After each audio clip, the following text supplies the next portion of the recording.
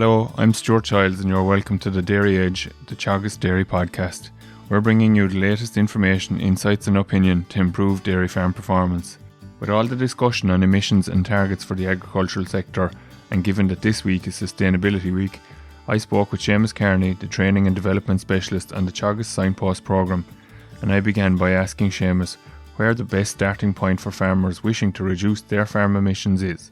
The big areas where the emissions are coming from, Stuart, is 65% of our emissions are coming from methane and about 30% are coming from nitrous oxide.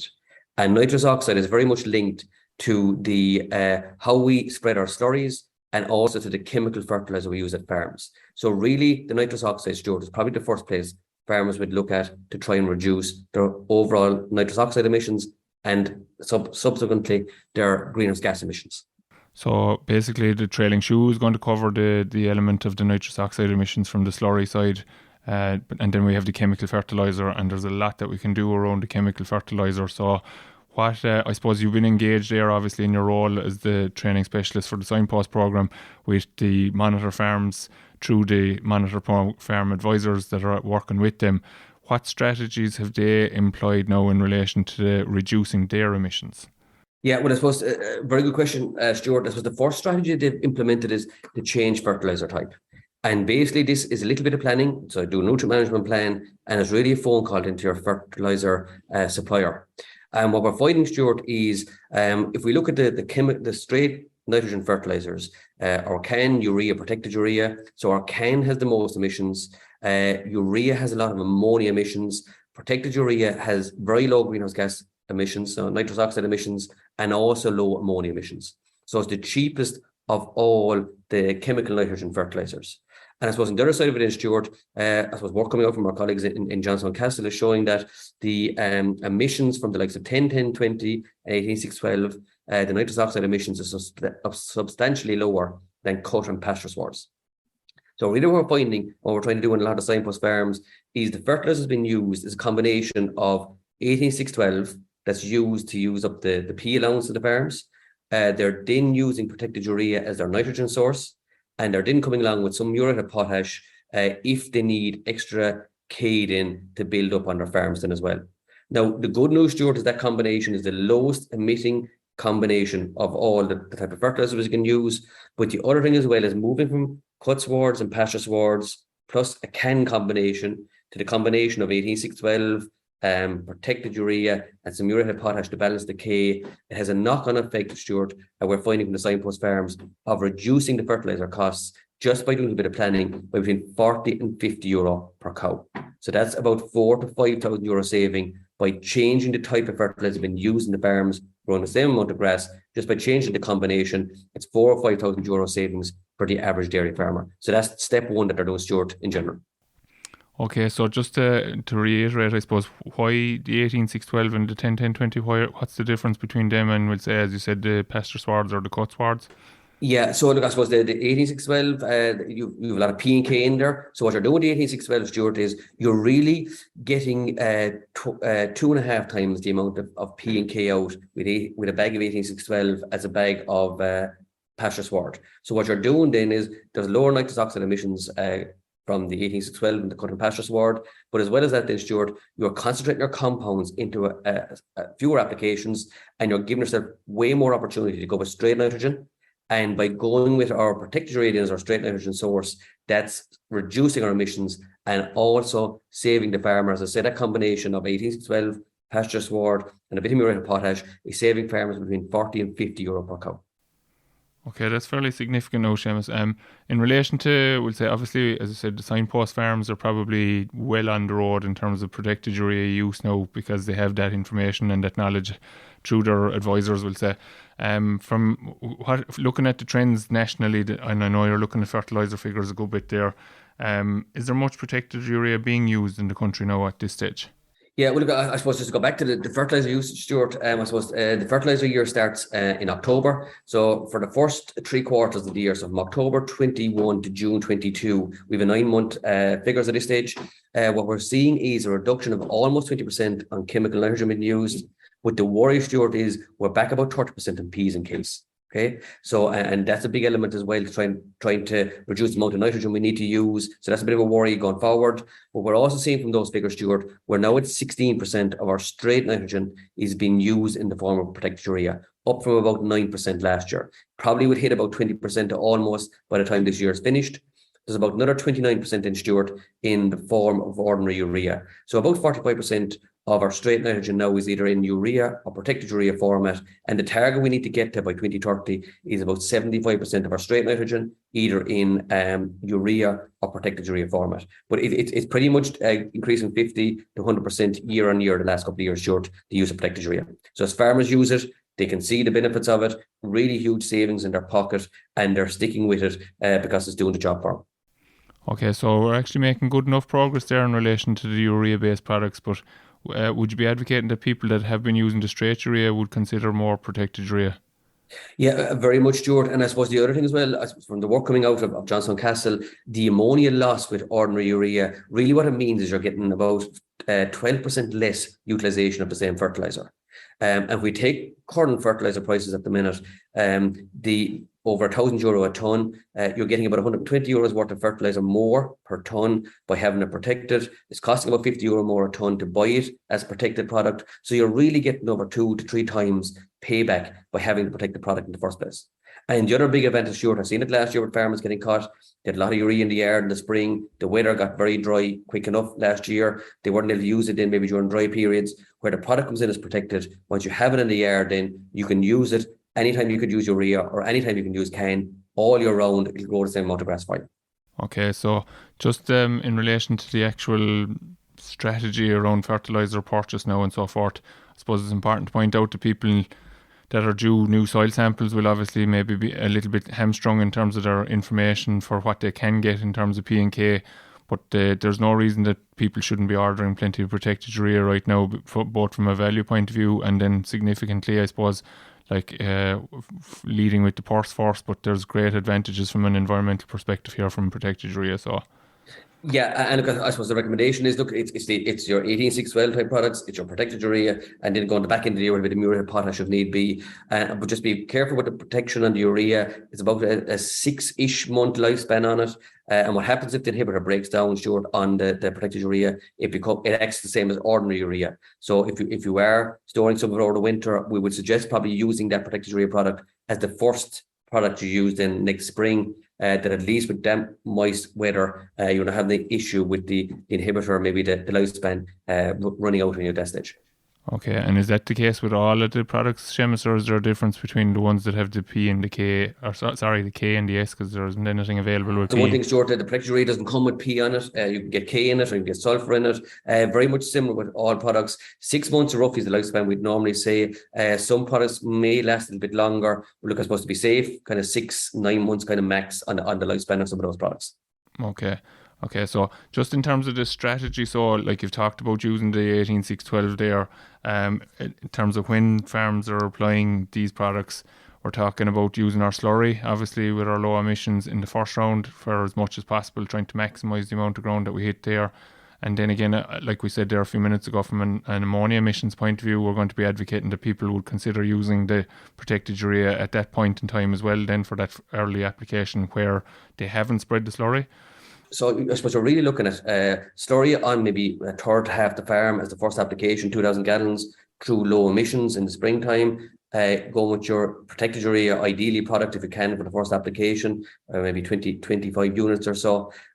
You might be getting in maybe your second round or your third round. That's where you're probably going to 18-6-12, Stuart, getting your P's and K's early in the year. You'd probably go with more protected urea as you go along during the year. Come back in again maybe towards maybe later summer. If you do need to go with more 18-6-12, then if you're allowed, try and top up your P and K levels. And like you mentioned low emissions, Stuart, and I suppose the message of the low emissions is you're recovering about 9 units per 1,000 gallons by using low emissions. If you spread it in the kind of February, March, April window, where if you go spreading with a splash bed in the summer, you're only recovering 3 units per 1,000 gallons. So you're tripling the recovery of our nitrogen by spreading with a low emission in the springtime.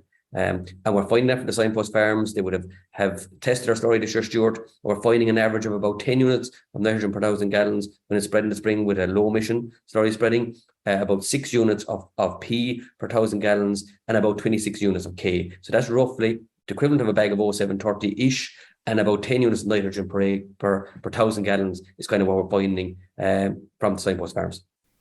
Okay, so even with those figures, there's actually a little bit less K than we might have thought, even in some of that slurry, really, is there?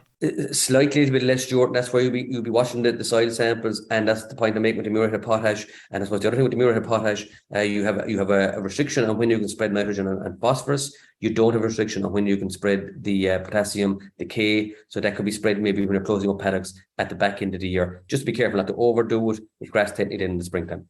Okay, and actually, is it feasible to say, James, that if farms had reasonably good soil fertility initially, that they could nearly go without the 18612? Now, I know you said that there was concern there a minute ago now in terms of the reduction of the amount of P and K that's been spread as well, and that while the nitrogen reduction is a positive, that's a negative.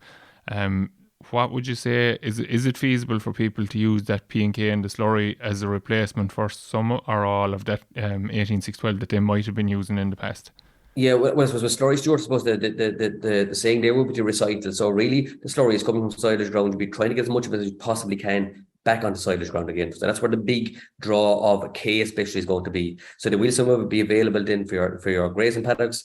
But I suppose the one thing is, Stuart, when you do nutrient management plan, whatever P you're allowed it for a reason. You're allowed that amount of P in order to replenish what has been taken off and to build it up to bring it to index 3 where you need it to maximize whatever nitrogen you're putting out on that ground. So what I would say to farmers is, if you're allowed P on your farm, Stuart, I will be making it a target, really. Whatever P you're allowed, I will still be trying to get it out there, because if you cut down your P and K, you're not going to get the same utilization from your nitrogen, and it'll mean you won't be able to cut back as much in the nitrogen. So you're kind of robbing Peter to pay Paul, really, in those scenarios, Stuart. Definitely, you have to go with your PK, then you try and go with your nitrogen after that. Okay, and actually, I suppose you've kind of just said there now about trying to get the efficiency out of the nitrogen. What other option is there, I suppose, in terms of easy and cheap options, which are few and far between in this current environment? And we mentioned P and K, Stuart, and on grassland soils, productive grassland soils, about half of the soils are deficient on P and about half are deficient on K. And we're asking about what other options have we to try and cut back our fertiliser bill. I think lime is the cheapest form of fertiliser, Stuart. Lime really hasn't changed a whole pile in price. While fertiliser has tripled in price, lime has really stayed the same. And the big advantage by spreading lime is you're releasing naturally occurring nitrogen and phosphorus from the ground. And where the pH is very low in soils, you can release up to 70 to 80 kilos of nitrogen per hectare per year by getting the lime out there. So lime is the starting point. Start with your lime, then you get your P and K right, then whatever nitrogen put out after that, Stuart, you're getting better value for it, better utilization. That's how you start cutting back on your nitrogen. Like we mentioned, cut back on the nitrogen, the lime, by releasing the nitrogen, should be able to help you cut back your chemical nitrogen. The retaining more of the nitrogen in the slurry should be able to help you to cut back on your chemical nitrogen being spread in as well. And like once your lime, your P and K is right, Stuart, then that's when you start to look at your clover and to try and use clover to grow your own nitrogen on your own farms. Yeah, so that's an important piece, because I suppose there was a perception maybe there at the start of this year that we were going to be able to throw out clover on every paddock, and that was going to be the solution to a cutback or a reduction, maybe, or lack of availability of fertiliser. But in reality, you're saying there that even right here, right now, maybe people will have soil samples sitting in a drawer that might be indicating that they have a low pH on certain parts of their farm, and they should be going about addressing that. And there's the equivalent of 55, 60 units you were saying there now. I know people complain about us combining the units per acre and the kgs per hectare, but I suppose to cover everybody, you're saying there that there's the equivalent of, we'll say, on average 60 units probably to be got. And that's from work, Stuart, where the soils were up from a pH of 5.5. There was 2 ton of lime per acre put out in them, or 5 ton per hectare, and it managed to release up to 80 kilos of nitrogen per hectare per year. And that's the big point, Stuart. Is the first thing I would do as a farmer at the minute is get my soil samples. If they were low on lime 4 years ago and you haven't spread lime since, they miraculously didn't improve. So work on the paddocks that need the lime most. And as I always say to farmers, when is the right time to spread lime? Yesterday. When is the best next time? Today. And really what I'd say to farmers, look, we'd love to see a white Christmas. forget the snow, plenty lime, and the more lime you put out, that will help to reduce your chemical fertiliser building as well. Yeah, and I suppose an important point to pick up there now, Seamus, is that you're saying that 80 kgs is each year. It's not just a one-off when you apply the lime, like. Yeah, very much so, Stuart. There were some soils that were up from a pH of 5.5. So if the soils is up in the 6 mark, you won't get the 80 kilos per hectare. You might get 30 or 40 kilos per hectare of nitrogen, and that's each year, every year. And you really see it at the shoulders of the year, Stuart. That's where the lime really starts kicking in. And people say, look, lime takes a bit of time to work. But 35% of the product is immediately available to work straight away. The rest of it will work within 12, 18 months. So look, getting lime out is the fundamentals to try and get, it'll release nitrogen, release phosphorus, it'll get the soil fertility better on the farm for you, and it gets more worms into the soil as well, Stuart. So it'll also help with drainage and releasing more of this mineralized nitrogen from the ground. Okay, so just to, I suppose, to bring you back there now in terms of the finances, we've talked a lot about the mechanics of the whole process there now in terms of release, etc. again. So yeah, I mentioned a few figures there in relation to what people can save, and I nearly missed them myself there now, so I'll just ask you to go through them again. So if we're currently on a can situation, we'll say, or your pasture sward or cut sward type products, what you're saying that if we have 3 ton of that to 5 ton of that, we can replace that with 3 ton of protected urea?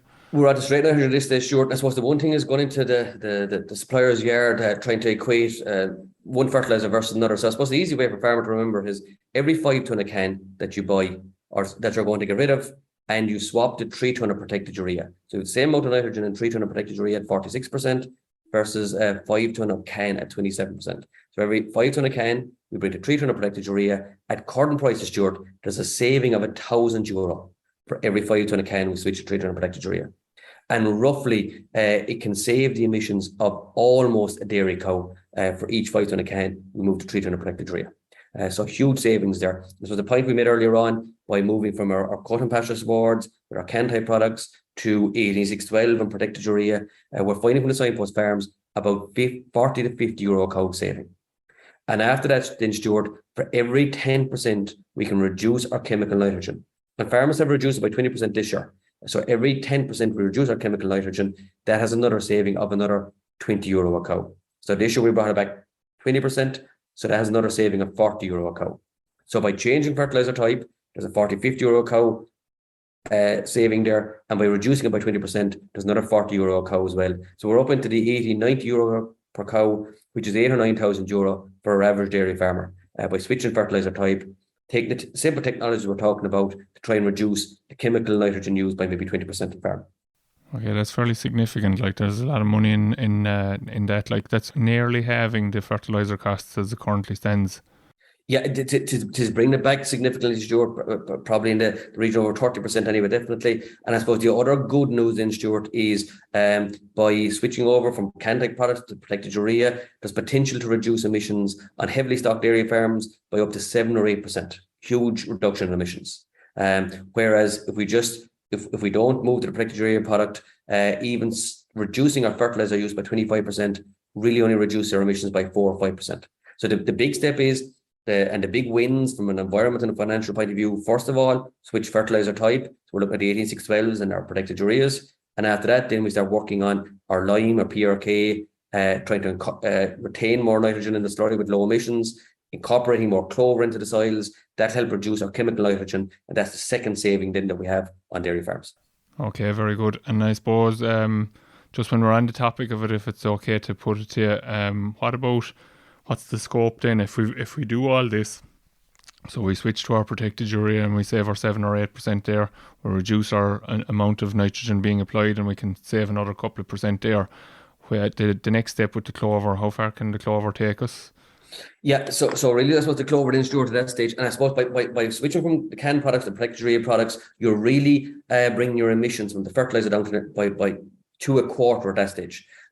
So the clover then at that stage, Stuart, has the potential to reduce our chemical nitrogen by 100 kilos of nitrogen per hectare per year. But again, we mentioned earlier on, 50% of soils are lacking in lime, 50% are lacking in K, 50% are lacking in P. Overall, less than a quarter of soils on dairy farms are actually at optimum for lime, P and K. And for clover, we need over 6.5 pH. We need index 3 for P, index 3 for K. So we've less than a quarter of our soils that are suitable for that type of scenario. So really for farmers incorporating clover, you need to go after the fields first of all with the good soil fertility. Number 2, you need to go after the cleaner fields that won't need extra weed control. And number 3, you have to follow the management tips then with cows. If we're coming from grass swards and the clover swards, that the cows, they're not hungry going into it, they're getting meal before you go into it. You give them smaller breaks to make them graze it down for a couple of hours and then give them a bigger part of clover. Maybe this time of year, Stuart, that all the cows go out together rather than rambling out one at a time, so that all the cows go into one time, and putting in a little bit of silage in there as well as a bit of fibre to try and reduce any incidence of bloat that occurred in as well at that stage. So I suppose that's there's a reason so that on your 12 steps to reduce emissions in dairying, that the clover is at the top of the ladder in terms of it's probably the most challenging. And the reason it's top of the ladder, Stuart, we need to get the lime right first of all. And on the steps, as you mentioned, are protected urea. Step number 1, the easiest win. The step number 2 is lime. Step number 3 is getting the P and K right. Step number 4 is low emissions slurry spreading, recovering as much nitrogen as we can. Step 5 is reducing nitrogen, and we get to step 12 then before we look at clover, because we need the first 5 steps in sync before we start going into the clover issue then. That's the short. So pretty much, so if we want to put a plan in place for 2023, Seamus, you might as well give me those 5 steps there again. So yeah, so really step 1, Stuart, is to start talking to your fertilizer supplier now that they'll have protected urea available for you. And look, definitely the availability issue is not as big an issue as it was in previous years. There's a lot more of it available at this stage. So protected urea, step number 1, we switch from can to protected urea. Step number 2, any place that's deficient in lime and has been for the last 3 or 4 years didn't get it, get out the lime now. Now is the time to lime. Step number 3 is you go after your P and your K. So whatever P allowance you're allowed next year, Stuart, try and get it out in the formats of 18, 6, 12. So you're getting your P or K out. You're allowing more opportunity then to go for straight nitrogen in the form of protected urea. Step number 4 is use low emission slurry spreading in the springtime to triple the amount of nitrogen you're recovering versus a splash pad in the summer. And that all leads into trying to reduce our nitrogen by every 5 or 10% in Stuart at farm level. And when all those are in place, then you can go on to step number 12, which is trying to incorporate clover, because there is an upscaling and there's management involved there, but there's also the soil fertility has to be in place first of all as well. Okay, very good, Seamus. So that's a very insightful piece into the whole soil fertility / fertiliser purchasing strategy that people should be employing for 2023. And I suppose it's important that we're covering it at this stage here in the month of October in relation to the fact that there'll be a lot of people actually trying to buy fertiliser from a multitude of reasons, really, I suppose. And as you mentioned, their availability being a concern, and again, concern around the price of it and so forth. So a farmer said to me recently that the only thing worse than dear fertiliser is no fertiliser. So it's still an important piece of the jigsaw in terms of growing grass, etc. But it's the product choice and people not to get caught, basically, I suppose, with maybe having to take what is left, or like if they're putting in orders, they're going to be in a better position to handle the emissions piece, and it's something that people need to be conscious of. Yeah, and very much, Stuart, now is the time to talk to your fertilizer supplier, that you're giving them a heads up that the product are looking for, because there is a lead in to get all fertilizers at the minute. So to be fair to everyone along the chain, definitely is worth looking at the minute. And so I think we have to credit farmers, Stuart, because we look at the steps that we're talking about. We're at 16% of our straight nitrogen now is protected urea, increasing year on year. We're looking at 20% reduction in chemical nitrogen use this year. Farmers have really been very careful what they're using. We've gone over 36% now was slurry and low emission slurry spreading. And we hit a 40-year high, Stuart, last year on lime spreading, over 1.35 million tonnes. So the farmers deserve huge credit for the type of work they're taking on. They're really taking on the messages and trying to reduce their emissions, but also trying to save money and make themselves more profitable at farm level. Because look, at the end of the day, sustainability, Stuart, is about economic, it's about social sustainability, that they have a good environment and they're living in rural Ireland. And then you have the environmental sustainability, which incorporates our greenhouse gases and, as importantly, our water quality and biodiversity. And maybe that's another one we're on about fertiliser, Stuart. Just the farmers are aware that there's a 2-metre buffer for fertiliser of any open drains, and as well, even when you're spreading slurry for the first 2 weeks of the open year, that you keep out 10 metres from any open drains and 5 metres for the remainder of the year. And like, there's some little tips that can also help to improve water quality and try to help the agricultural sector. simple tips but important ones at the same time, Seamus. So look, I suppose as the old political slogan says, a lot done, more to do. But still some very good pointers there in relation to the direction that farmers should be looking to take in relation to their fertiliser strategy to try to help to reduce emissions. So thanks, Seamus, for coming on today, and I really appreciate you giving me your time. So thanks very much. Thank you very much, Stuart, for the opportunity. That's all for this week's episode of the Dairy Edge podcast, and my thanks to Seamus Kearney for joining me on this week's show. Don't forget to rate, review and subscribe to the podcast. You can listen on Apple and Google Podcasts as well as Spotify. And for more information, go to the Teagasc website at teagasc.ie. I'm Stuart Childs, and join me next time for your Dairy Edge.